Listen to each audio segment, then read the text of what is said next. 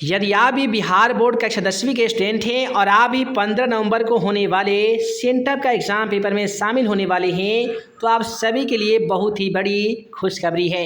दोस्तों, खुशखबरी इस बात की है कि हमारे पास सेंटअप का एग्ज़ाम पेपर एग्ज़ाम से पहले आ चुका है और बिना समय गवाए इस वीडियो में हम तमाम क्वेश्चन का आंसर देखेंगे जो कि आपके सेंटअप एग्ज़ाम पेपर में पूछे जाने वाले हैं। सेम टू सेम यही पेपर आपको सेंटअप एग्ज़ाम पेपर में मिलने वाले हैं। तो चलिए बिना समय गवाए पहला क्वेश्चन का आंसर देख लेते हैं। दोस्तों, आज का पहला सवाल क्वेश्चन नंबर 1 हमारा कहता है कि यूरोप वासियों के लिए किस देश का साहित्य एवं विज्ञान विशेष प्रेरणा स्रोत रहा। तो याद रखिएगा, यूरोप वासियों के लिए यूनान देश का साहित्य एवं विज्ञान ज्ञान प्रेरणा का स्रोत रहा। क्वेश्चन का सही जवाब ऑप्शन बी हो जाएगा। एक बार जल्दी से आप तमाम छात्र एवं छात्राएं वीडियो को जमकर लाइक कर लीजिए क्योंकि आप सभी के लिए हम इतना मेहनत करके एग्जाम से पहले क्वेश्चन प्रोवाइड यानी अवेलेबल करा रहे हैं। अब देखिए अगला सवाल क्वेश्चन नंबर 2 कहता है कि ब्रेस्ट लिटोवस की संधि किन देशों के बीच हुई थी। तो याद रखिएगा, रूस और जर्मनी के बीच में ब्रेस्ट लिटोवस नामक संधि हुई थी। अब अगला सवाल क्वेश्चन नंबर 3 को देखिए, कहता है कि हिंद चीन में बसने वाले फ्रांसीसी क्या कहलाते थे। तो आप सभी को बता दें कि हिंद चीन में बसने वाले फ्रांसीसी को कोलोन कहा जाता है। तो क्वेश्चन का सही जवाब ऑप्शन सी हो जाएगा, कोलोन। उसके बाद में अगला सवाल क्वेश्चन नंबर 4 को देखिए कि सरदार वल्लभ भाई पटेल को सरदार की उपाधि किस किसान आंदोलन के दौरान दी गई थी। तो आप सभी को बता दें कि सरदार वल्लभ भाई पटेल को सरदार की उपाधि बारदोली किसान आंदोलन के दौरान दी गई थी। तो क्वेश्चन का सही जवाब ऑप्शन ए हो जाएगा, बारदोली। अब अगला सवाल क्वेश्चन नंबर 5 से पूछा गया है कि जमशेदजी टाटा ने Tata iron and steel company की स्थापना कब किए थे। दोस्तों, आप सभी को बता दें कि जमशेद जी के द्वारा जमशेदपुर में ही सन 1907 ईस्वी में Tata iron and steel company की स्थापना की गई थी। अब अगला सवाल क्वेश्चन नंबर 6 को देखिए, कहता है क्वेश्चन नंबर 6 कि अस्थायी कृषि के प्रभाव से कैसा जमाखोरी संभव हुआ है। तो क्वेश्चन का सही जवाब ज्ञान हो जाएगा। अब अगला सवाल क्वेश्चन नंबर 7 कहता है कि आर्थिक संकट मंदी के कारण यूरोप में कौन सी नई शासन प्रणाली का उदय हुआ था। दोस्तों, क्वेश्चन का सही जवाब फांसीवादी नाजीवादी शासन हो जाएगा। अब अगला सवाल क्वेश्चन नंबर 8 को देखिए, क्वेश्चन नंबर 8 कहता है कि किस पद ने रातों रात वर्नाक्यूलर प्रेस एक्ट से बचने के लिए अपनी भाषा बदल दी थी। तो आप सभी को बता दें कि अमृत बाजार पत्रिका ने वर्नाक्यूलर प्रेस एक्ट से बचने के लिए रातों रात अपनी भाषा बदल दी थी। अब अगला सवाल क्वेश्चन नंबर 9 कहता है कि किस देश की सिविल सेवा परीक्षा ने मुद्रित पुस्तकों की मांग बढ़ा दी थी। तो देखिए, इस क्वेश्चन का सही जवाब आपका चीन हो जाएगा। कागजी मुद्रा से संबंधित या रुपया से संबंधित जितना भी सवाल पूछा जाएगा वो सभी का सभी आंसर चीन हो जाएगा क्योंकि कागज़ का आविष्कार सबसे पहले चीन में हुआ था।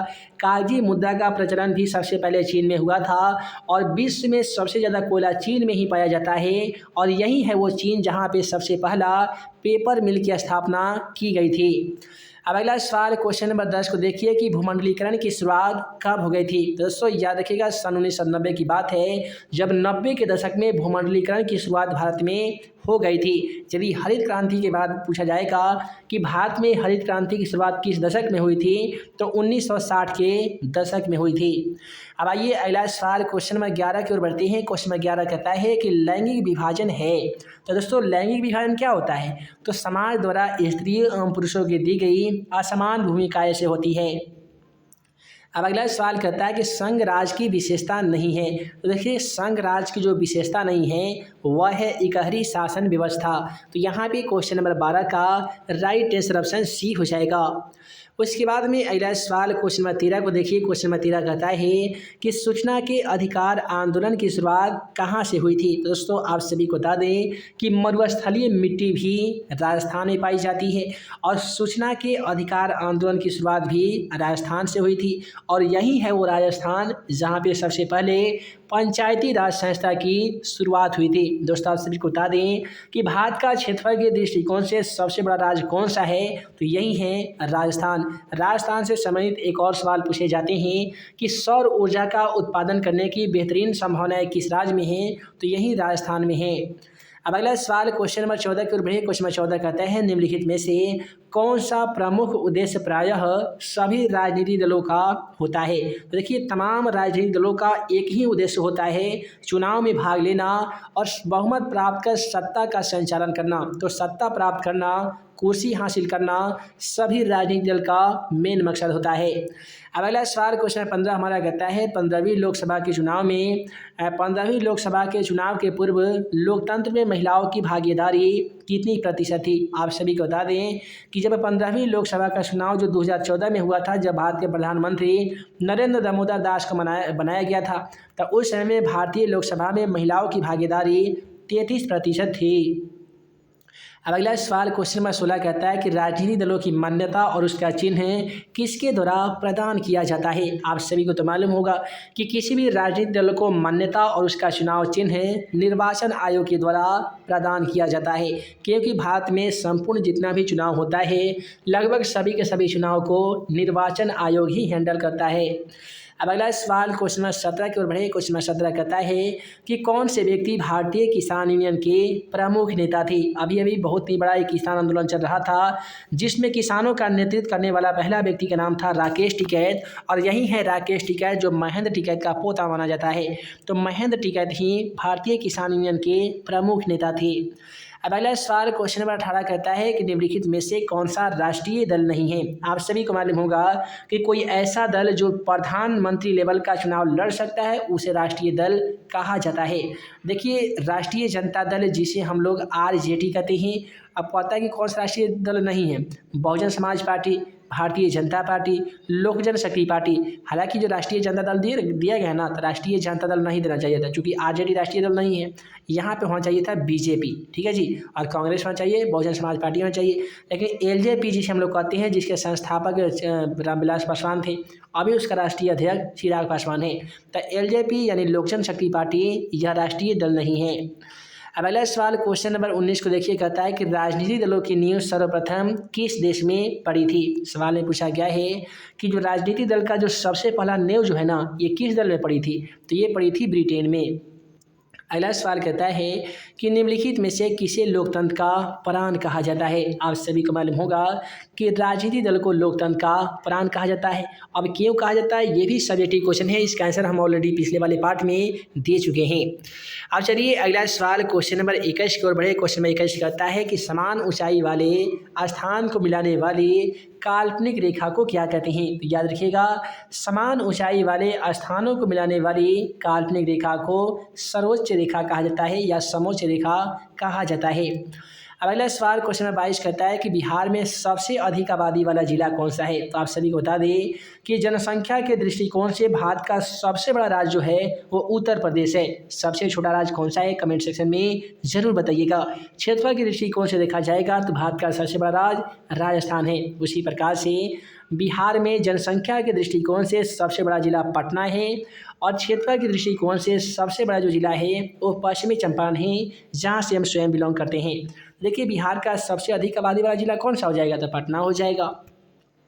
अगला सवाल पूछा गया है कि बिहार के किस शहर में जूट उद्योग स्थापित है? तो आप सभी को बता दें बिहार का सुप्रसिद्ध जिला जहां कटिहार के नाम से जाना जाता है, यहाँ पे सबसे पहले जूट यानी पटुआ का मिल स्थापित किया गया था। तो क्वेश्चन का सही जवाब कटिहार होगा। अब अगला सवाल कहता है खाद कारखाना कहाँ है? तो दोस्तों याद रखिएगा, सिगरेट का कारखाना पूछा जाएगा तो मुंगेर हो जाएगा, लेकिन खाद का कारखाना पूछा जाएगा, बीड़ी का पूछा जाएगा तो ये बरौनी हो जाएगा। अब अगला सवाल क्वेश्चन नंबर 25 को देखिए। क्वेश्चन नंबर 25 कहता है कि चूना पत्थर का उपयोग मुख्यतः किस उद्योग में किया जाता है? जैसा कि आप सभी को मालूम होगा कि सीमेंट उद्योग का प्रमुख कच्चा माल चूना पत्थर होता है। तो चूना पत्थर का उपयोग किस उद्योग में होगा? तो सीमेंट उद्योग में हो जाएगा। अब अगला सवाल क्वेश्चन नंबर 26 को देखिए कि निम्नलिखित में से कौन गन्ना उत्पादक जिला नहीं है? तो देखिए यहाँ पे हमको बताना होगा कि कौन ऐसा जिला है जहाँ पे गन्ना का उत्पादन नहीं होता है। तो पश्चिमी चंपारण में तो गन्ना का उत्पादन ढेरों होता है। अब आपको ये 3 ऑप्शन को देखकर हमें कमेंट सेक्शन में बताना होगा कि कौन ऐसा ऑप्शन है जहाँ पे गन्ना यानी ईख का उत्पादन काफ़ी ही कम मात्रा में होता है। अगला सवाल कहता है कि बिहार के जूट उत्पादन में डॉट हो रही है। तो याद रखिएगा कि बिहार के जूट उत्पादन में काफ़ी ही तेजी से गिरावट हो रही है। क्वेश्चन का सही जवाब बी हो जाएगा। अब आइए अगला सवाल क्वेश्चन नंबर 28 को देखते हैं। क्वेश्चन नंबर 28 कहता है कि किस वर्ष इंडियन एयरलाइंस को इंडियन नाम दे दिया गया था। दोस्तों याद रखिएगा, सन 2005 ईस्वी की बात है, जब पंचायती राज की शुरुआत या सूचना के अधिकार आंदोलन की शुरुआत जो 2005 में हुई थी, उसी समय की बात है जब इंडियन एयरलाइंस को इंडियन नाम दे दिया गया था। अब अगला सवाल करता है कि हुगली औद्योगिक प्रदेश का मुख्य केंद्र कौन सा है। देखिए हुगली जो नदी है ना जी, ये सबसे पहले तो पश्चिम बंगाल में पड़ता है और पश्चिम बंगाल की राजधानी है कोलकाता। तो कोलकाता हावड़ा क्षेत्र में ये पड़ता है हुगली औद्योगिक प्रदेश। अब अगला सवाल करता है कि गेहूं किस प्रकार की फसल है। आहा, कितना सिंपल सवाल है। आप सभी को तो मालूम ही होगा कि चावल जो है ये खरीफ फसल माना जाता है, लेकिन गेहूं जो है यह रबी फसल माना जाता है। अगला सवाल कहता है कि यदि किसी वस्तु या सेवा का मूल्य 20 लाख से अधिक और 1 करोड़ से कम है तो उपभोक्ता उसका शिकायत कहाँ पे करेगा। तो देखिए आसान शब्दों में आंसर जानिए। यदि किसी वस्तु या सेवा का मूल्य 0 से लेकर 20 लाख तक का होता है तो उपभोक्ता उसका शिकायत जिला फोरम में करता है। 20 लाख से ज़्यादा और 1 करोड़ से कम होता है तो उपभोक्ता उसका शिकायत राज्य आयोग में करता है, और 1 करोड़ से यदि ऊपर की होता है तो उपभोक्ता उसका शिकायत राष्ट्रीय आयोग में करता है, यानी नेशनल राष्ट्रीय न्यायालय में करता है। अब देखिए अगला सवाल क्वेश्चन 32 हमारा कहता है कि निम्नलिखित में से कौन सी बहुराष्ट्रीय कंपनी नहीं है। देखिए सबसे पहले जानिए कि ये बहुराष्ट्रीय कंपनियां होती क्या है। दोस्तों वैसे कंपनी जो एक ही देश में नहीं बल्कि अनेक देशों में अपना व्यापार करती है, अपना इकाई लगाती है, उसे बहुराष्ट्रीय कंपनी कहते हैं। जैसे कि फोर्ड मोटर्स हो गया, कोका कोला हो गया, सैमसंग हो गया, ये सभी की सभी कंपनियां बहुराष्ट्रीय कंपनियां कहलाती है। तो क्वेश्चन नंबर 32 का राइट आंसर ऑप्शन डी हो जाएगा। दोस्तों आज का पहला सवाल क्वेश्चन नंबर 1 ये पूछा गया है कि प्रतिबिंब का आकार हमेशा वस्तु के आकार से छोटा होता है तो वह कौन सा दर्पण होगा। तो याद रखिएगा, उत्तल दर्पण में किसी वस्तु का प्रतिबिंब वस्तु के आकार से हमेशा छोटा बनता है। तो क्वेश्चन का सही जवाब ऑप्शन ए हो जाएगा। यदि वस्तु के आकार से बड़ा बनता है तो किसमें बनता है, तो अवतल में बनता है, और वस्तु के समान साइज का प्रतिबिंब किसमें बनता है, तो समतल दर्पण में बनता है। उसके बाद में अगला सवाल कहता है कि निम्नलिखित में से कौन लेंस में मुख्य फोकस बिंदुओं की संख्या होती है। तो आप सभी को मालूम होगा कि लेंस में 2 मुख्य फोकस होते हैं, तो इसलिए क्वेश्चन का सही जवाब ऑप्शन ए हो जाएगा 2। उसके बाद में अगला सवाल क्वेश्चन नंबर 3 हमारा कहता है कि जिससे विद्युत धारा प्रवाहित नहीं होती है वह पदार्थ क्या कहलाता है। तो जैसा कि आप सभी को मालूम होगा कि जब धातु और धातु में अंतर स्पष्ट करने के लिए दिखाया जाता है तो उसमें होता है कि अधातु विद्युत एवं ऊष्मा का कुचालक होते हैं, यानी जिसमें विद्युत धारा प्रवाहित नहीं होती है वैसे पदार्थ को कुचालक कहा जाता है, और जिसमें विद्युत धारा प्रवाहित होती है वैसे पदार्थ को सुचालक कहलाता है। अब अगला सवाल क्वेश्चन नंबर 4 को देखिए, कहता है कि श्वेत प्रकाश में कितने वर्ण यानी कितने रंग होते हैं। तो जैसा कि आप सभी को मालूम होगा कि इस प्रकाश से एक प्रिज्म होते हैं, जब इस पे श्वेत प्रकाश पड़ता है तो ये 7 रंगों में विभक्त हो जाता है। 7 रंगों में विभक्त होने की इस घटना को प्रकाश का वर्ण विक्षेपण भी कहते हैं। तो श्वेत प्रकाश 7 रंगों के मिलने से बनता है, तो इसलिए क्वेश्चन का सही जवाब ऑप्शन सी होगा, यानी 7। अब अगला सवाल क्वेश्चन नंबर 5 को देखिए। क्वेश्चन नंबर 5 क्या कहता है, घटपर्णी एक उदाहरण है। देखिए घटपर्णी, लिम्पैथिज्म, कुलेरिया, ये सभी के सभी कीटभक्षी पौधा होते हैं, तो इसलिए क्वेश्चन नंबर 5 का सही जवाब ऑप्शन ए हो जाएगा। अब आइए अगला सवाल क्वेश्चन नंबर 6 को देखते हैं कि कहता है कि निम्नलिखित में से कौन जंतु चमड़ी एवं फेफड़ा दोनों से सांस ले सकता है। तो आप सभी को मालूम होगा कि मछली का जो श्वसन अंग होता है वो गिल्स होता है। वहीं पे बात करें मेढक का, तो मेढक का गिल्स, त्वचा और ट्रेकिया ये तीनों तरीके से सांस लेता है, तो इसलिए कहता है कि कौन सी जंतु है जो चमड़ी और फेफड़ा दोनों से सांस लेता है, तो मेढक है। अब अगला सवाल क्वेश्चन नंबर 7 को देखिए, कहता है कि लाल रक्त कोशिकाएं में लाल वर्णक होता है। तो आप सभी को मालूम होगा कि रक्त का रंग जो लाल दिखाई देता है वो हीमोग्लोबिन के कारण ही रक्त का रंग लाल दिखाई देता है। तो कहता है कि लाल रक्त कोशिकाओं में लाल वर्णक किसका होता है, तो हीमोग्लोबिन का हो जाएगा। आप सभी को बता दें कि पत्तियां किसके कारण हरा दिखाई देती है, तो क्लोरोफिल के कारण पत्तियों का रंग हरा दिखाई देती है, और कैरोटीन के कारण पत्तियों का रंग पीला दिखाई देता है। अब अगला सवाल क्वेश्चन नंबर 8 कहता है, नेफ्रॉन पाया जाता है। देखिए वृक्क एक मनुष्य का उत्सर्जी अंग है और इसी में ही नेफ्रॉन पाया जाता है। बताया जाता है कि प्रत्येक वृक्क में 10,000 नेफ्रॉन पाए जाते हैं।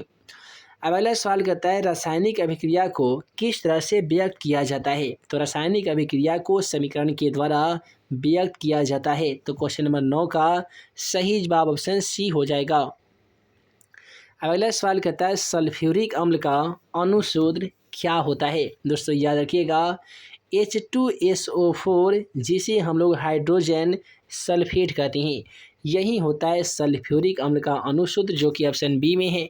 अतः क्वेश्चन का बिल्कुल सही जवाब ऑप्शन बी होगा H2SO4 यानी सल्फ्यूरिक अम्ल। उसके बाद में अगला सवाल क्वेश्चन नंबर 11 कहता है हेमेटाइट निम्नलिखित में से किस धातु का अयस्क है। तो देखिए हेमेटाइट, मैग्नेटाइट और सीडेराइट ये सब होता है लोहा का। तो लोहा तो ऑप्शन में नहीं दिया गया है, लेकिन आयरन दिया गया है जिसका संकेतिक चिन्ह Fe होता है। इसका लैटिन नाम फेरम यानी लोहा होता है। तो क्वेश्चन का सही जवाब ऑप्शन ए हो जाएगा। लेकिन अगर एल्युमिनियम की अयस्क की बात करेंगे तो इसका होता है बक्साइट, कोरंडम और क्रायोलाइट। उसके बाद में अगला सवाल क्वेश्चन नंबर 12 को देखिए, कहता है कि CH3Cl का यूपेक नेम क्या होता है, IUPAC नेम क्या होता है। तो ये होता है मिथाइल क्लोराइड। अब अगला सवाल क्वेश्चन नंबर 13 को देखें तो क्वेश्चन नंबर 13 कहता है विद्युत परिपथ में विद्युत फ्यूज किस सिद्धांत पर कार्य करती है। तो याद रखिएगा विद्युत परिपथ में विद्युत फ्यूज जो है ये विद्युत धारा के ऊष्मीय सिद्धांत पर कार्य करती है। अब अगला सवाल क्वेश्चन नंबर 14 हमारा कहता है चुंबकीय क्षेत्र का एसआई मात्रक क्या होता है। तो याद रखिएगा चुंबकीय क्षेत्र का एसआई मात्रक टेस्ला होता है। कितने छात्र छात्राओं को लगता है कि सही जवाब वेबर होगा, कमेंट बॉक्स में ज़रूर बताइएगा। अब अगला सवाल कहता है कि ईंधन का उदाहरण है। सबसे पहले जानिए कि आखिर ईंधन होते क्या हैं। तो दोस्तों वैसे पदार्थ जिनको जलाने के बाद हमें ऊष्मा और प्रकाश मिलती है उसे ही ईंधन कहते हैं। देखिए ईंधन हमें बताना होगा तो लकड़ी को जलाने पर भी ऊष्मा प्रकाश मिलता है, CNG भी गैस होता है, LPG भी गैस होता है। तो हालांकि ABC में सभी के सभी ऑप्शन ईंधन का ही उदाहरण है, इसलिए क्वेश्चन का सही जवाब ऑप्शन डी हो जाएगा। अब अगला सवाल क्वेश्चन नंबर 16 को देखिए। दोस्तों क्वेश्चन नंबर 16 कहता है प्रतिबिंब की प्रकृति होती है। देखिए प्रतिबिंब की जो प्रकृति होती है ना जी, ये होती है वास्तविक और काल्पनिक दोनों, इसलिए क्वेश्चन नंबर 15 का सही जवाब ऑप्शन सी हो जाएगा। अब अगला सवाल क्वेश्चन नंबर 17 कहता है कि कोशिका में युग्मकों के संलयन की परिणति क्या कहलाती है। तो कोशिका में युग्मकों की संलयन की जो परिणति कहलाती है उसे हम लोग जाइगोट कहते हैं। क्या कहते हैं जी, जाइगोट कहते हैं। तो क्वेश्चन का सही जवाब ऑप्शन सी हो जाएगा। अब अगला सवाल बायोलॉजी से लिया गया है और क्वेश्चन में हमसे पूछा जा रहा है कि मेंडल ने द्विसंकर संकरण का लक्षण प्रारूपी अनुपात निम्नलिखित में से कौन सा था। तो जब ग्रेगर जॉन मेंडल जो अनुवंशिकी या अनुवंशिकता का जनक कहे जाते हैं, उन्होंने जब द्विसंकरण कराकर लक्षण प्रारूपी अनुपात निकाला तो वो कुछ इस प्रकार से था 9:3, 3:1। तो इसके बाद में अगला सवाल कहता है ओजोन क्या है। तो दोस्तों ओजोन एक प्रकार का गैस है जिसका रासायनिक सूत्र O3 होता है, जिसमें ऑक्सीजन के 3 परमाणु होते हैं और ये वायुमंडल के सबसे ऊपरी भाग में पाए जाते हैं और ये पृथ्वी पर आने वाली परावैंगनी किरण को रोकने का काम करती है। अब अगला सवाल क्वेश्चन नंबर 20 कहता है निम्नलिखित में कौन सा घटक हमारे शरीर के लिए आवश्यक है। तो देखिए कौन से घटक है जो हमारे शरीर के लिए लाभदायक है। तो विटामिन भी आवश्यक है, खनिज भी आवश्यक है और पोषक तत्व भी आवश्यक है, इसलिए क्वेश्चन का सही जवाब ऑप्शन डी हो जाएगा, इनमें से सभी। उसके बाद में क्वेश्चन नंबर 21 कहता है निम्नलिखित में से कौन सा ऑक्सीकारक है। देखिए H2S यह एक ऑक्सीकारक है, इसलिए क्वेश्चन नंबर 21 का सही जवाब ऑप्शन सी हो जाएगा। और इसके बाद में क्वेश्चन नंबर 22 कहता है कि ऑस्टक नियम का प्रतिपादन किसने किया था। तो दोस्तों याद रखिएगा परमाणु का नियम जॉन डाल्टन ने दिया था, आवर्त नियम दिया था मेंडलीव ने, डो बेरेनर ने क्या दिया था कमेंट सेक्शन में जरूर बताइएगा, लेकिन न्यूलैंडस महोदय के द्वारा ऑस्टक नियम दिया गया था। उसके बाद में कहता है कि निम्नलिखित में से किसके प्रयोग से जल की अस्थायी कठोरता को कम की जाती है। देखिए धुआं सोडा का जो इस्तेमाल है ना जी, जल की कठोरता को दूर करने में किया जाता है। तो क्वेश्चन नंबर यहाँ पे 23 का सही जवाब ऑप्शन ए हो जाएगा। अब अगला सवाल क्वेश्चन नंबर 24 को देखिए। क्वेश्चन नंबर 24 कहता है निम्नलिखित में से कौन सबसे कठोरतम पदार्थ है। तो देखिए सबसे कठोर पदार्थ होता है हीरा, जो प्रकृति में सबसे कठोरतम पदार्थ के रूप में जाना जाता है। तो क्वेश्चन का सही जवाब ऑप्शन सी होगा, हीरा। उसके बाद में अगला सवाल क्वेश्चन नंबर 25 को देखिए। तो क्वेश्चन नंबर 25 कहता है ए और बी का समतुल्य प्रतिरोध क्या हो जाएगा। तो देखिए ए और बी का यहाँ पे समतुल्य प्रतिरोध पूछा गया है, तो कितना होना चाहिए। तो यहाँ पे 2 और 2 कितना ओम होता है, 4 ओम होता है ना जी। तो चूँकि समतुल्य प्रतिरोध में आपका आर बराबर R1 प्लस R2 होता है। R1 का मान 2 ओम है तो 2 ओम लिखेंगे, R2 का मान भी 2 ओम है तो यहाँ पे 2 ओम लिखेंगे। 2 और 2 मिलकर ये 4 ओम हो जाएगा और 4 ओम यहाँ पे ऑप्शन बी में दिया गया है, अतः क्वेश्चन का बिल्कुल सही जवाब ऑप्शन बी हो जाएगा। अगला सवाल क्वेश्चन नंबर 26 को देखिए। कहता है घरेलू विद्युत परिपथ में विद्युत धारा की आवृत्ति का मान कितना होता है। देखिए घरेलू परिपथ में विद्युत आवृत्ति का मान इनमें से कोई नहीं होगा, चूँकि यहाँ पे ABCD सभी के सभी गलत हो जाएगा। अब अगला सवाल क्वेश्चन 27 को देखिए। सोलर सेल में किसकी विद्युत धारा प्राप्त होती है। तो सोलर सेल से जो हमें करंट मिलती है, विद्युत धारा मिलती है, वो दिष्ट धारा मिलती है। तो क्वेश्चन नंबर 27 का सही जवाब ऑप्शन बी हो जाएगा। अगला सवाल क्वेश्चन नंबर 28 कहता है कि कांच का अपवर्तनांक किस रंग के लिए सर्वाधिक होता है। देखिए कांच का अपवर्तनांक जो है वो बैगनी रंग के लिए सर्वाधिक होता है। यहीं से मैट्रिक एग्जाम पेपर में सवाल पूछे गए थे कि किस वर्ण का विचलन सबसे अधिक होता है, तो बैगनी हो जाएगा। किस वर्ण का विचलन सबसे कम होता है, तो लाल हो जाएगा। लेकिन यही बात तरंगदैर्घ्य में पूछा जाएगा कि किस वर्ण का तरंगदैर्घ्य सबसे अधिक होता है, तो लाल हो जाएगा। किस वर्ण का तरंगदैर्घ्य सबसे कम होता है, तो बैगनी हो जाएगा। अब अगला सवाल कहता है कि आराम से सामान्यतः वयस्क मनुष्य का श्वसन दर प्रति मिनट कितना होता है। तो ये 15 से 18 मिनट होता है। उसके बाद में कहता है कि निम्नलिखित में से किस जीव में परिसंचरण तंत्र नहीं होता है। तो परिसंचरण तंत्र किस में नहीं होता है, तो मानव में नहीं होता है। तो इस प्रकार से आज के इस वीडियो में हम लोग 10वीं कक्षा के सेंटअप एग्जाम में साइंस का 1 से लेकर 30 तक का ऐसा इम्पोर्टेंट VBI ऑब्जेक्टिव क्वेश्चन हम लोग देखेंगे, जो कि आपके मैट्रिक बोर्ड परीक्षा के लिए भी काफ़ी ही इम्पोर्टेंट है। और सेंटर के एग्ज़ाम पेपर में यही सवाल आपके मैट्रिक के बोर्ड परीक्षा में पूछे जाने वाले हैं। तो आशा करते हैं कि आज का वीडियो आप सभी को पसंद आया हो। दोस्तों वीडियो पसंद आया हो तो वीडियो को लाइक कीजिएगा, अपने दोस्तों में शेयर कीजिएगा। नए होंगे चैनल पे तो चैनल को ज़रूर सब्सक्राइब कीजिएगा। हम जल्द मिलेंगे ऐसे ही 10वीं कक्षा के सभी सेट का VBI ऑब्जेक्टिव तथा सब्जेक्टिव क्वेश्चन के वीडियो लेक्चर के साथ। तब तक के लिए आप सभी को वीडियो देखने के लिए बहुत बहुत धन्यवाद।